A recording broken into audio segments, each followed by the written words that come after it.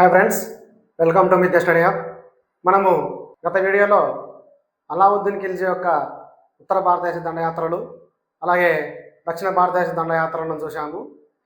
ఇప్పుడు అలావుద్దీన్ ఖిల్జీ అతని యొక్క సైనిక సంస్కరణలు అలాగే ఆర్థిక సంస్కరణలు చూద్దాం.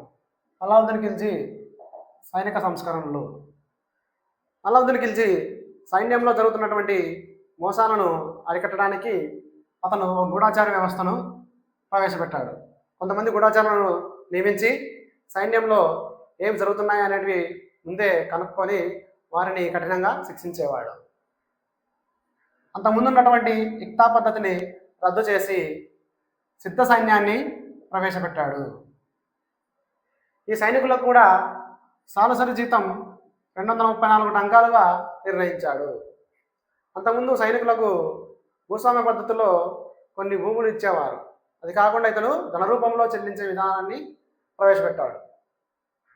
భూస్వామ్య వ్యవస్థను రద్దు చేసి సైనికులకు ఖజానా నుండి జీతాలు ఇచ్చే పద్ధతి అన్నమాట.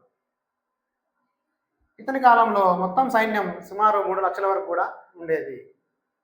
సైనికులకు కొన్ని గుర్తింపు పట్టీలు వేసేవాడు. అంటే తమ సైనికులని గుర్తించడానికి గుర్తింపు పట్టీలు వేసేవాడు. వీటిని చెహ్రా లేదా ఉలియా అనేటువంటివి తయారు చేయించిన మొట్టమొదటి సుల్తాన్. ఇది చాలా చాలా ఇంపార్టెంట్. అలాగే గుర్రాలకైతే ధాగ్ అనగా రాజముద్రలు వేయించాడు. ఈ గుర్రాలు మార్పడకుండా తమ సైన్యంలోని గుర్రాలకు ధాగ్ అనే పద్ధతి ప్రకారం వేయించాడు. అలాగే సైనికులు మోసాలు చేయకుండా వారికి చెహ్రా ఉలియా అనే పట్టీలు తయారు చేయించి వేసేవాడు. ఇవి చాలా ముఖ్యమైనవి. నెక్స్ట్ రెవెన్యూ విధానాలు. అతడు కొన్ని ఆర్థిక సంస్కరణలు రెవెన్యూ విధానాలను ప్రవేశపెట్టాడు. గ్రామ స్థాయిలో పట్వారీలను నియమించాడు. పట్వారీలను నియమించి గ్రామాలలో శిస్తు వసూలు చేయడానికి నిర్ణయించాడు వాటిని. అలాగే పంట పొలాలు ఎన్ని ఉన్నాయి, అవి ఏ రకమైనటువంటి పంటలు అని సర్వే చేయించి శిస్తు నిర్ణయించడం ప్రవేశపెట్టాడు. దీనికి ఒక శాఖను ప్రత్యేకంగా ఏర్పాటు చేయించాడు. దాని పేరు దివానీ మస్తక్రాజ్ అనే శాఖను ఏర్పాటు చేసి దానిలో ఒక ఉన్నత ఉద్యోగులను నియమించి ఈ రకంగా పంట పొలాలను సర్వే చేయించి శిస్తును నిర్ణయించాడు. అలాగే మార్కెట్ సంస్కరణలు. దీనికోసం దివాన్ ఈ రియాసత్ సెహానా ఈ మండీ అనే ఉన్నతోద్యోగులను నియమించాడు. ఈ పేర్లు బాగా గుర్తుపెట్టుకోవాలి. గత ప్రీవియస్ ఎగ్జామ్స్లలో వీటిపై ప్రశ్నలు కూడా అడిగారు.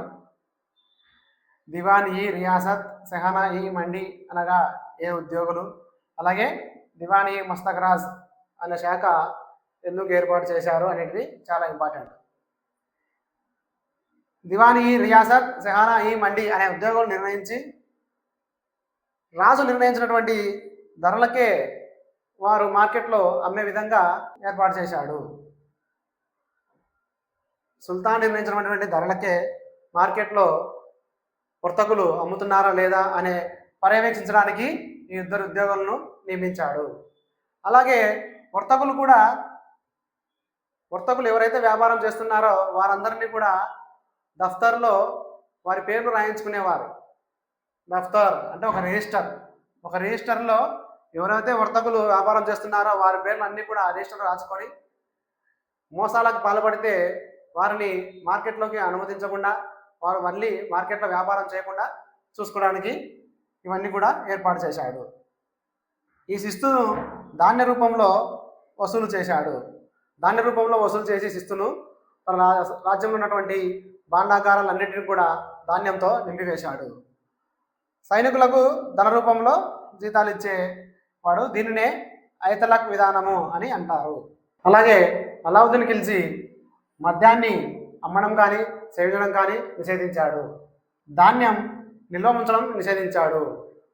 ధాన్యం నిల్వ ఉంచకుండా ఉన్నంత ప్రభుత్వానికే అమ్మాలని సూచించాడు. అంటే నేటి కాలంలో ధాన్యం గోడౌన్లలో నిల్వ ఉంచి అంటే వర్తకులు కృత్రిమంగా దాని యొక్క కొరతను సృష్టించి రేట్లు పెరిగిన తర్వాత వాటిని తిరిగి మార్కెట్లోకి వదులుతున్నారు. అలా కాకుండా ఆ విషయాన్ని అప్పట్లోనే గ్రహించినటువంటి అల్లావుద్దీన్ ఖిల్జీ ధాన్యం నిల్వ చేయకుండా మొత్తాన్ని కూడా ప్రభుత్వానికి అమ్మాలని సూచించాడు. ప్రభుత్వ ఉద్యోగుల్లో లంచగొండితనాన్ని కూడా నిర్మూలించాడు. Alauddin Khilji blood and iron అనే విధానాన్ని పాటించాడు. అతని కాలంలో ఉన్నటువంటి జియావుద్దీన్ బరౌని అనేటువంటి రచయిత అల్లావుద్దీన్ కాలంలో మార్కెట్లో వర్తకులు తూకం తక్కువగా అయితే దానికి సరిపడ్డ ఆ వర్తకుని మాంసం శరీరం నుండి కోసేవారని పేర్కొన్నాడు. అంటే అత కఠినంగా శిక్షించేవారని తెలిపాడు. రాజకీయాల నుండి మతాలను వేరు చేసినటువంటి మొట్టమొదటి ఢిల్లీ సుల్తాన్ అల్లావుద్దీన్ ఖిల్జీగా పేరు పొందాడు. ఇతను హిందువులపై 1/2 వంతు అలాగే ముస్లింలపై 1/4 వంతు భూమిశిస్తూ వసూలు చేసేవాడు. అంటే హిందువులపై ఎక్కువగా వసూలు చేసేవాడు, ముస్లింలపై 1/4 వంతు అంటే తక్కువగా భూమిశిస్తును వసూలు చేసేవాడు. ఓకే ఫ్రెండ్స్, ఇవి అల్లావుద్దీన్ ఖిల్జీ యొక్క ముఖ్యమైన విషయాలు. అతని గురించి ప్రీవియస్ ఎగ్జామ్స్లో చాలాసార్లు ఖచ్చితంగా ఒక క్వశ్చన్ అడిగారు, బాగా చూసుకోవాలి. ఓకే, మన వీడియోని లైక్ చేయండి, మన ఛానల్ కూడా సబ్స్క్రైబ్ చేసుకోండి. Okay, thank you.